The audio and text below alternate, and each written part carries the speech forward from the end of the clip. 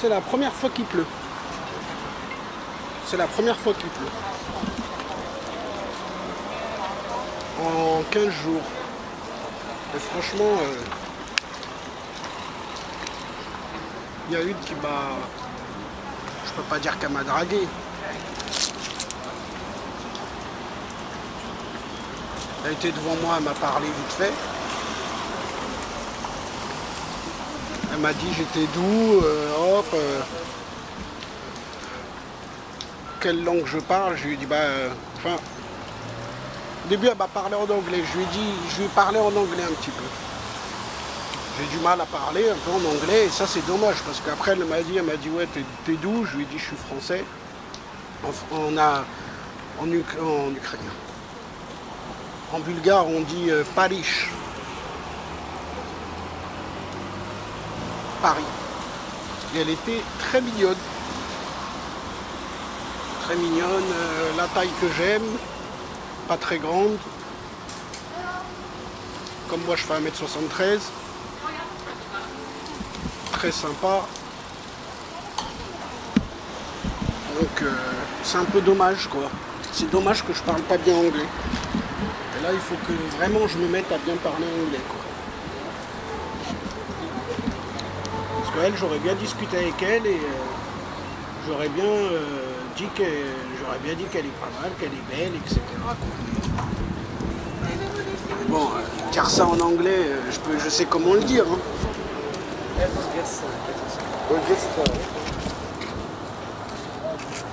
Bye.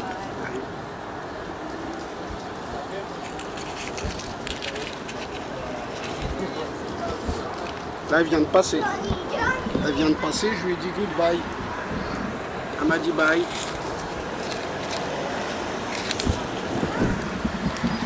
Elle vient de me dire goodbye, elle m'a dit bye. On m'a parlé en copain-copine. Bye. Très sympa. Très gentille. Elle me regardait, elle me faisait pas mal de sourires. Avant de me parler. Elle m'a fait au moins 4 sourires. Donc là, c'était vraiment, je pense qu'elle me trouvait pas mal. Après, bon, est-ce que c'est la caméra qui fait ça? L'effet caméra, on appelle ça. Je sais pas vraiment, mais très sympa. Sourire, elle faisait que de me sourire, elle rigolait, elle me disait, hop, si je veux passer devant. Ah, ça se remet à pleuvoir, je vais me remettre... Quand je veux repartir, ça se remet à pleuvoir. Bah, c'est bien. Comme ça, au moins, ça m'indique. Allez là, voilà. Pas mouiller tout.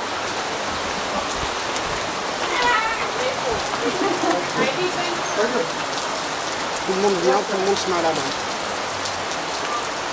Mais elle était très sympa. Ok, je vais rechercher une boisson. À l'intérieur, c'est un peu moins cher ici. Je vais en prendre 2 pour demain. Du coup, je vais reposer le sac.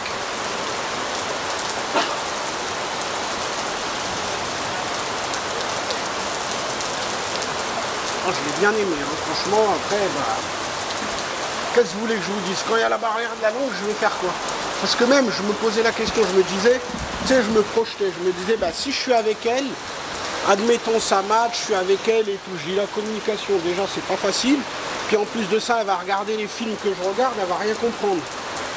Puis elle va vouloir regarder ces films bulgares et moi je vais rien comprendre. Donc il y a une petite problématique, hein. Et le temps qu'elle apprend à parler français, ça va mettre 5 ou 6 ans. Situation un peu bizarre. Donc c'est vraiment ce que je pensais dans ma tête.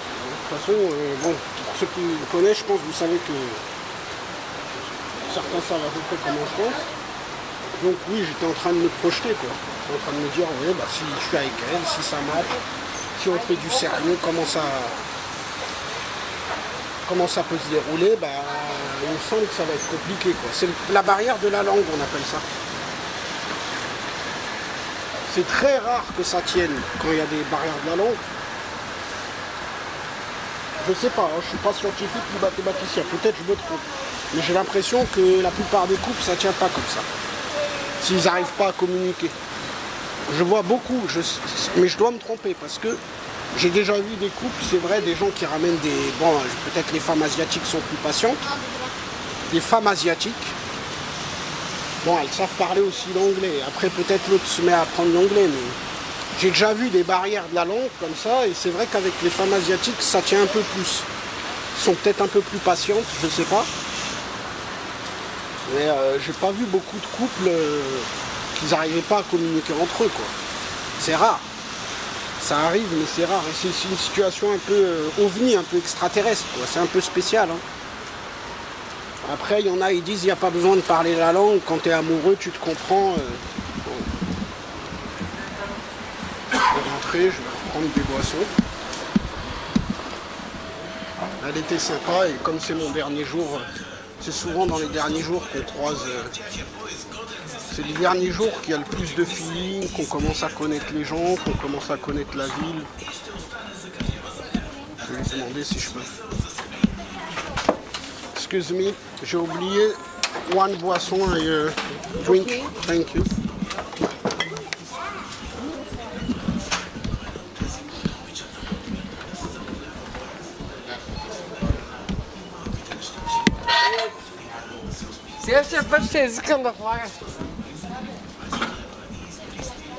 Elle était sympa en tout cas. Elle était sympa. Après bon, comme ça. Hein. Tiens, il y a une Ice Tea qui est revenu ici. C'est étonnant, Ice Tea, on n'en a plus. Je vais en prendre. Je vais prendre le citron, je crois. Nous, on n'en a plus une Ice Tea. 3,39, ça fait un 70, mais comme on n'en a plus en France, ça manque un peu ça en France. Hein. C'était super bon, hein, le Ice Tea. Колко е добър, колко е послушен. Не им какво мале, какво мале. Да не ви е вкъщи. Да, да бе, да ни е вкъщата. Такова добро детенце. Ма само за... Аз съм непослушен. Не е вярно, така няма да говориш за себе си. Така няма да говориш, казваш, аз съм най-добрия. Момче. Обичам България. А, ето. Друго? Друго я изтегли. Айде кажи нещо повече. България. Долу е вече. 6,81 аз карта. Изпей ми да списък, аз обичам България, да. Моля да. Еми мъничко, иначе няма да ти бъда приятелка. Моля ти се. Искам аз обичам България да ме изпееш. Айде другия път, а? Става ли? Добре. Вижте. Вижте. Я да видим сега. О, леле. Нали си имаш? Айде оправи го, ден. Айде оправи го. Айде тръгваме до довиждане. Довиждане. Here.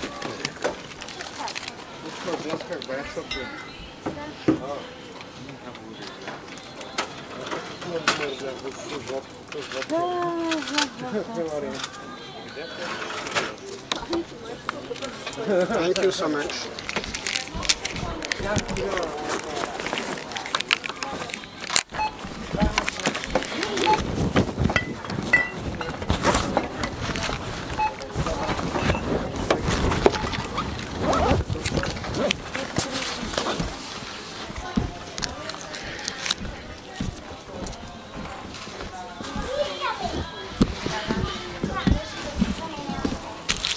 Très sympa. Après, je sais pas si c'est l'effet aussi casquette.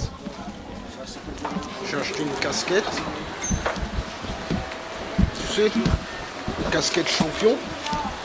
Puis des fois, peut-être les femmes te trouvent un peu plus cool avec une casquette. Normalement, en France, on va te prendre pour une racaille, mais à l'étranger, avec une caméra autour du cou, ça fait plus le touriste, le vrai touriste, quoi.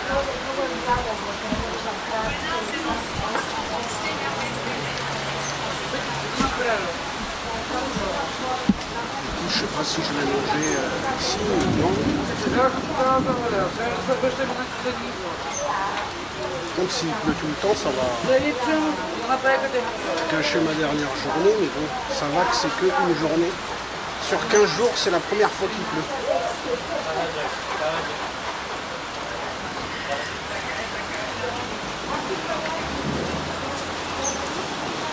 C'est la première fois qu'il pleut.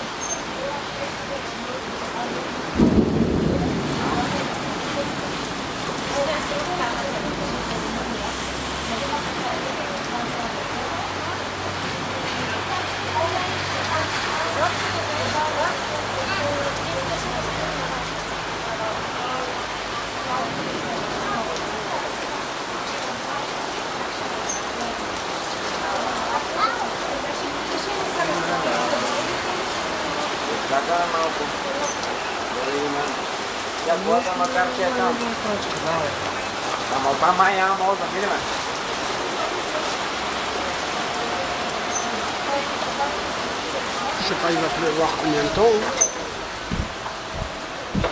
Je sais pas, il va pleuvoir combien de temps, tiens.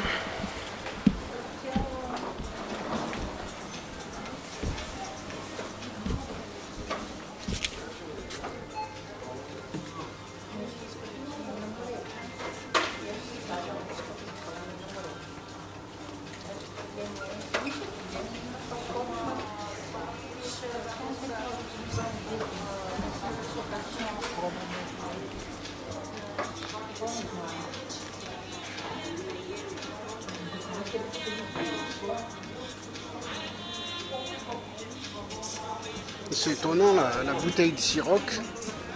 Ce qui est étonnant, un peu un truc bizarre hein, sur la bouteille de vodka, la Ciroc. Donc en France, elle est à 38 €. Et pourtant le Ciroc c'est marque française. Hein. Ciroc. C'est de la vodka française.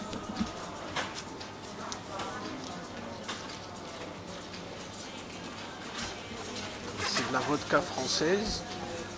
En France, c'est 38 €. Ici, c'est 22,50 €. La bouteille de Ciroc. C'est français. Hein.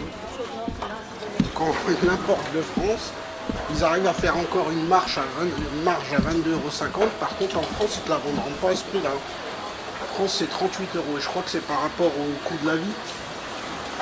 Parce qu'ici, ils la mettent à 38 €, il n'y a personne qui va l'acheter. Et en fait, ce qu'ils recherchent peut-être, c'est le bon prix pour vendre le plus. On appelle ça le juste prix. En France, le juste prix, c'est 38 €. En Bulgarie, c'est 23 €. Oui, mais ça fait presque moitié prix. Hein. C'est étonnant. Mais en même temps, ici, il y a une forte concurrence avec la vodka. Comme je vous ai montré tout à l'heure, il y a des vodkas à 5 € la bouteille. Donc, même la France, je pense, Ciroc sont dépassés. Quoi. Ils disent, bon, on abandonne la Bulgarie, on la garde, on fait comment? Non, il faut surtout garder le marché parce qu'on ne sait jamais, on va habituer les gens et on pourra augmenter les prix petit à petit. Bon, d'accord, bon, on la met à combien? Bon, à 23. Bon, mais à 23, on fait que 5 € de marge. Ah bah, c'est pas grave. 5 € de marge, on va leur laisser. L'année prochaine, on augmentera d'1 €. Puis on leur augmentera petit à petit d'1 €. Donc ici, ils doivent prendre 5 € la bouteille de bénéf. Je ne sais pas, hein, je dis comme ça. Ça voudrait dire qu'elle coûte 15 € à la production, mais à mon avis, elle coûte même pas. À mon avis, même à 15 € la production, ils se font 7 €. 7,50 €. Mais à mon avis, la production et les bouteilles de Ciroc, ça doit être 10 €. Ils arnaquent vraiment les gens. Il faut s'imaginer le bénéfice qu'ils se font en France. Quoi. Ils te la mettent à 38, ici elle est à 22. Déjà, tu peux te dire, tu peux être sûr qu'il la touche à moins de 22. Ah, ils vendront pas à perte. Hein. Ils veulent le marché, mais ils vendront pas à perte. Ça, c'est sûr. C'est très rare les gens qui vendent à perte. C'est vraiment qu'il y a une technique derrière, qu'il y a un business, qui sont sûrs de leur coût. Mais c'est rare. La plupart, ils ne peuvent pas vendre à perte. Il faut être une grosse boîte et avoir un gros marché et être sûr de son coût. Donc, à mon avis, je pense qu'ils ne vendent pas à perte.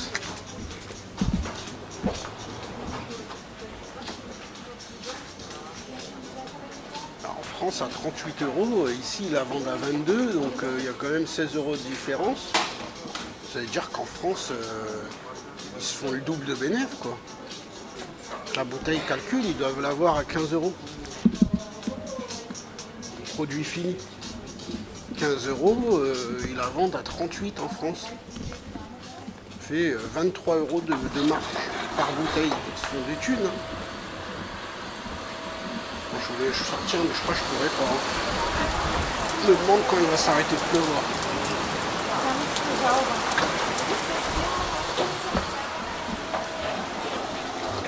J'ai presque le temps de manger, je crois, ici.